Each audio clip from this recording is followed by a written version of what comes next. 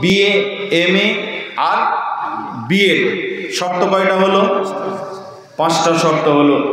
সরকার এই শর্ত যখন দিল, এই শর্ত সাপেক্ষে বললো যাদের এই শর্তগুলো মিলে যাবে, 5টা জিনিস যাদের মিলে যাবে, 5টা কাগজ যাদের মিলবে, আমি তাদেরকে চাকরি দেব। দেখা গেল এত বড় থানাতে বাছাই করতে গিয়ে এই 5টা কাগজ বা এই 5টা জিনিস মিলছে মাত্র 35টা ছেলে মেয়ে। সরকার ভাবলো আরো বেশি ছেলে মেয়ে পাবে, মাত্র 35টা পেল। যার জন্য সরকার উচ্চশিক্ষার প্রতি যাতে আগ্রহ বাড়ে, এই জন্য সরকার বললেন তাদের যাদের 5টা জিনিস মিলে গেল তাদেরকে আমি একটা সার্টিফিকেট দেব।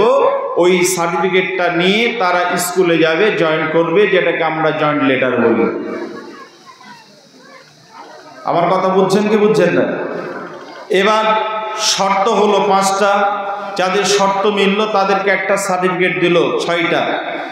সরকার বলল যে সবাই তো পেল না, উচ্চশিক্ষার প্রতি যাতে আগ্রহ বাড়ে এজন্য আপনাদের উত্তর রামপুরের একটা ছেলে চাকরি পেল আমাদের করিমপুরে, নদিয়ার করিমপুরে।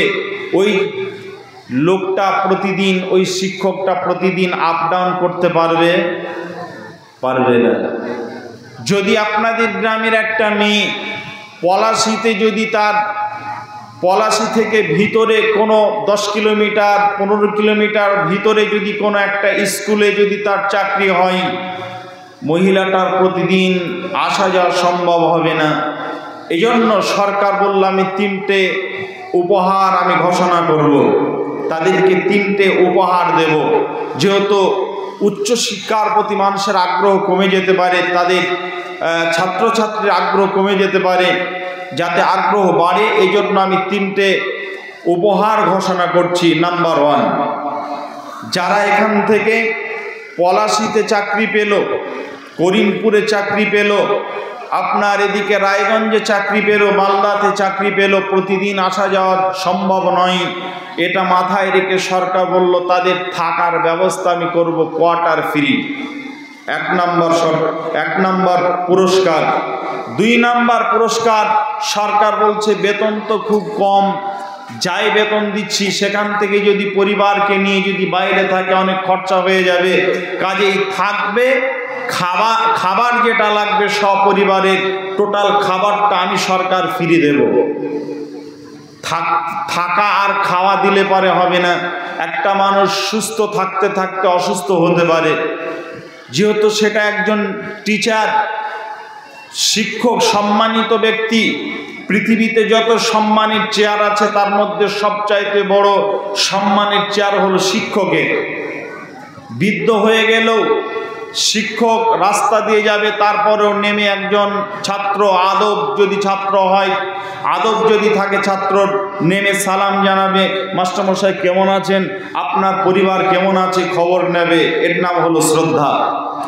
তা ওই থাকার জন্য আর খাওয়ার জন্য শুধু ব্যবস্থা নয়, 3 নম্বর সরকার বললেন আমি 3 নম্বর পুরস্কার ঘোষণা করছি। পৃথিবীতে যে জায়গায় যাবে, ভারতবর্ষে যে জায়গায় চাইবে, সেটা সরকারি হোক বেসরকারি হোক, উন্নত মানের চিকিৎসার ব্যবস্থা করার জন্য চিকিৎসার ব্যবস্থা আমি রেখে দিলাম, একটা কার্ড বানিয়ে দেব, সপরিবারে তারা চিকিৎসা নিতে পারবে। যদি কলকাতার টাটাতে যদি চাই সেখানে গিয়ে চিকিৎসা নিতে পারে, আমি টোটাল ফ্রি চিকিৎসার ব্যবস্থা রাখবো। প্রাইস কয়টা হলো? 1 থাকার ব্যবস্থা, 2 খাবারের ব্যবস্থা, 3 চিকিৎসার ব্যবস্থা। মুসলিম ছেলে মেয়েদের যেহেতু চাকরি, সেই জন্য সরকার বলছে আমি বছরে 2 বার মুসলমানদের ঈদ, 2 বার খুশির ঈদ হয়, এই জন্য বছরে 2 বার নয় 1 বার সপরিবারকে একটা প্যাকেজ দেবো। এটা আমার গণনার বাইরে, এটা হলো ফ্রি, এটা হলো ফাউল। ফাউল বোঝেন? 5 কুইন্টাল ভুট্টা ওজন করছেন, ওজন করা কমপ্লিট হয়ে গেল, শেষে আপনি 5 আজল দিয়ে দিলেন, এভাবে আজল ভর্তি করে 5 আজল দিলেন, এটাকে বলা হয় ফাও। ফাও ওজনেও আসে না, মূল্যও লাগে না, একে বলা হয় ফাও। কথা বুঝছেন না? বুঝছেন না? জি। এবার আমার কথাটা খুব ভালো করে মিলান। সরকার বললেন আমি একটা ফাও দেব, ওটা হলো ঈদের বোনাস। তাহলে কয়টা হলো? 5টা শর্ত হলো চাকরি পাওয়ার জন্য। যাদের 5টা শর্ত মিলল, 6 নম্বরে তাদেরকে একটা সার্টিফিকেট দিল, তারা মাস্টার হলো। মাস্টার যখন হয়ে গেল 3টে প্রাইজ দিল, 3 আর 6 হলো 9, আর একটা ফাও বোনাস দিল। টোটালি 10টা বিষয় মিলে গেল। এবার আপনি নিজের দিয়ে মিলান। এবার আপনাকে বাস্তবতায় মেলাতে হবে। এখানে উত্তররামপুরে নারী পুরুষ যারা আমরা আছি, আমরা সবাই মুসলমান। কথা বলতে হবে, আমরা সবাই মুসলমান। যারা বসে আছে না হিন্দু আছে, কেউ এখানে অমুসলিম আছে? সবাই মুসলমান, সবাই মুসলমান। পিছনের লোকগুলো নিয়ত করে বসেছে, মাওলানা আপনি যতই বলেন কথা বলছেন। যদি কথা না বলেন তাহলে লাভ আপনার নয়, লাভ আমার হতো। কিন্তু কিছু মানুষ কথা বলছে, আমি কথা বলাবো, 10টা হলেও বলবে, কিন্তু আপনি কথা না বললে লস আপনার হবে। কিভাবে? আপনাকে ঘমে ধরবে, এটা আপনার লস হবে। জি, এজন্য কথা বলবেন, তাহলে আমি জানবো যে আপনারা বুঝছেন। তাহলে এবার ভালো করে বুঝেন, আমরা এখানে যতগুলো নারী পুরুষ আছি আমরা সবাই মুসলমান। কথা ঠিক? জি। এবার যদি বলি আমরা সবাই মুমিন, কি বলবেন? সবাই মুমিন? সবাই মুমিন নয়। আমরা সবাই মুসলমান, কিন্তু সবাই ইমানদার মুমিন নয়, সবাই ইমানদার নয়, সবাই মুত্তাকি নয়। আল্লাহ তাআলা বলছেন, যদি মুমিন হতে চাও তাহলে কি করতে হবে? যদি এখানে নারী পুরুষ কোনো মানুষ যদি বলে যে আমি মুমিন হব বা আমি মুমিন, এটা যদি দাবি করে, তাহলে সে মুমিন কি করে প্রমাণ করবে? আল্লাহ বলছেন প্রাথমিকভাবে তাকে 5টা জিনিস, তার মধ্যে 5টা গুণে গুণান্বিত হতে হবে। 5টা গুণ যদি কোনো মানুষের থাকে তাহলে লোকটা মুমিন, এটা বিবেচিত হবে আল্লাহর নজরে। আপনার আমার নজরে নয়, আল্লাহর নজরে আপনি মুমিন বলে আল্লাহ তাআলা আপনাকে, যেমন মাস্টার হতে গেলে 5টা শর্ত যদি মিলে যায় তাহলে মাস্টারের সার্টিফিকেট পাবে, সে জয়েন করতে পারবে।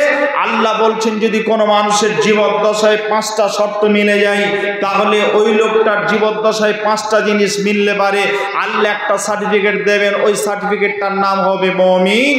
মুমিন নামক আল্লাহ তাআলা একটা সার্টিফিকেট দেবেন। আর যদি কোনো মানুষ মুমিন হয়ে যায়, আল্লাহর নজরে যদি মুমিন হতে পারে, আল্লাহ বলছেন আমি পৃথিবীতে এবং আখিরাতে তাকে 3টে উপহার দেব। কয়টা হলো? 5টার একটা সার্টিফিকেট 6টা, আর 3টে উপহার কয়টা হলো? 9টা। আর একটা ফাও দেব। আজকে আমি এই টোটাল 10টা বিষয়ের উপরে আলোচনা করব। যদি আলোচনা কিছুটা পয়েন্ট আকারে বলবো, একটা একটা করে পয়েন্ট বলবো, শুনবেন। একটা পয়েন্ট বলার পর যদি শুনতে ভালো না লাগে বলবেন, ছেড়ে দেব ইনশাল্লাহ। তাহলে আমার বক্তব্যের বিষয় হলো, প্রকৃত মুমিন হতে গেলে পারে কটা গুণে গুণান্বিত হতে হবে? 5টা গুণে গুণান্বিত হতে হবে। এই একটা একটা করে বিষয় এবার শুরু করছি পয়েন্ট আকারে, এবার শুনতে থাকেন। বিসমিল্লাহির রহমানির রহিম। পানি লাগবে? জি, একটু বোতলে করে পানি বা কিছু করে পানি নাস্তে হবে। বিসমিল্লাহির রহমানির রহিম। ইন্নামাল মুমিনুনা আল্লাযীনা ইযা যুকিরাল্লাহু ওয়াজিলাত কুলুবুহুম। আল্লাহ রাব্বুল আলামিন 1 নাম্বার মুমিনের গুণ বর্ণনা করছেন। কোন গুণটা থাকলে পরে একটা মানুষের মাঝে লোকটা মুমিন হতে পারবে, আল্লাহ রাব্বুল আলামিন ওই গুণগুলো বর্ণনা করতে গিয়ে 1ম নাম্বারে যে গুণটা সেটা বর্ণনা করছেন।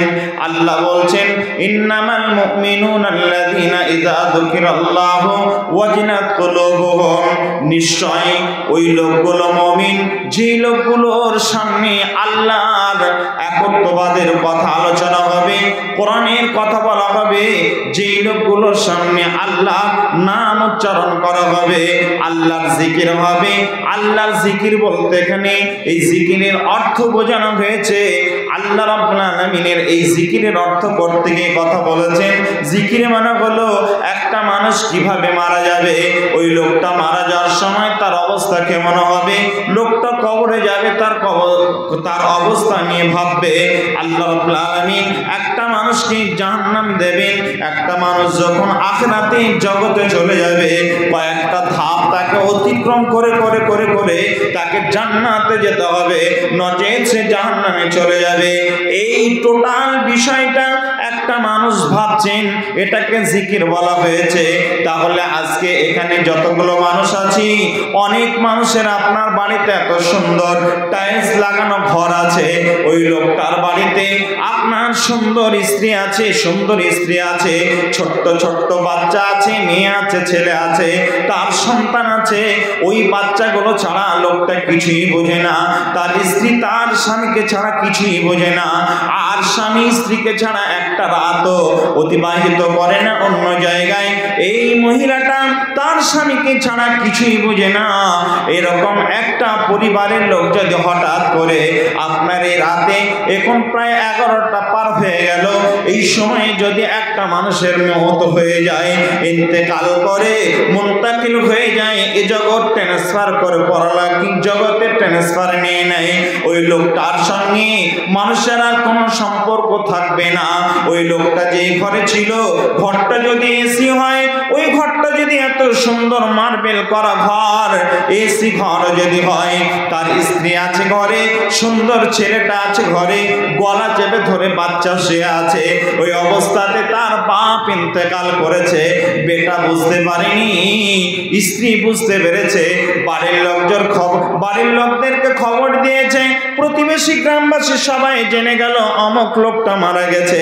গ্রামের লোক গিয়ে, সমাজের লোক গিয়ে ঘোষণা করে দিল, এত রাতে এর কবর খোঁড়া যাবে না, আগামীকাল সকালবেলা 9:30টার সময়, 10টার সময় এর জানাজা অনুষ্ঠিত হবে। তাহলে এই এক কাজ করা যাক, এই ঘরে ছিল, এই ঘরটাই আজকে এর জন্য বরাদ্দ থেকে যাক, ওই ঘরে যদি তাকে রাখা হয়, এটা শীতের মৌসুম যদি হয়, আজকের এই রাতে যদি এমন ঘটনা ঘটে যায়, এই উত্তরামপুরের একটা মানুষের যদি এমন ঘটনা ঘটে যায়, আর ওই বাড়ির লোকদেরকে যদি বলা হয়, ভাই আছে, চাচাতো ভাই আছে, আপন ভাই আছে, আপনার আত্মীয় স্বজন প্রতিবেশী সবাই আছে, সবাই আপন আপন জায়গাতে চলে গেল।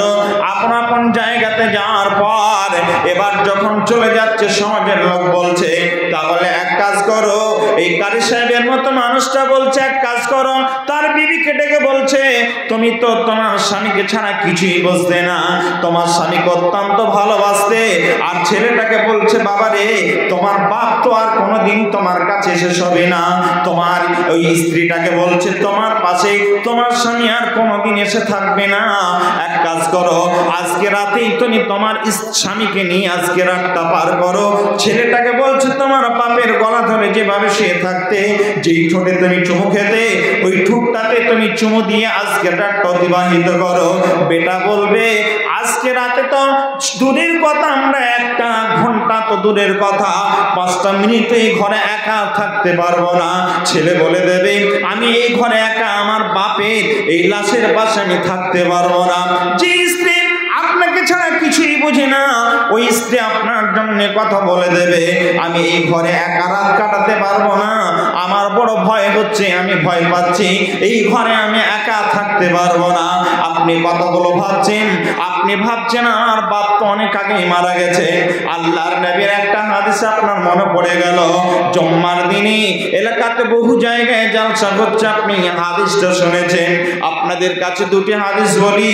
একটা হাদিস হলো, নবীজি বলছেন, কবরে যে মানুষগুলো চলে যায়, মৃত্যুর পরে যেই মানুষগুলোকে কবরে রেখে আসা হয়, ওই মানুষটাকে যখন কবরে রাখা হয়, কবরে রাখার পর ওই কবরস্থ ব্যক্তির সঙ্গে 5 প্রকারের আযাব তার সম্মুখীন হয়।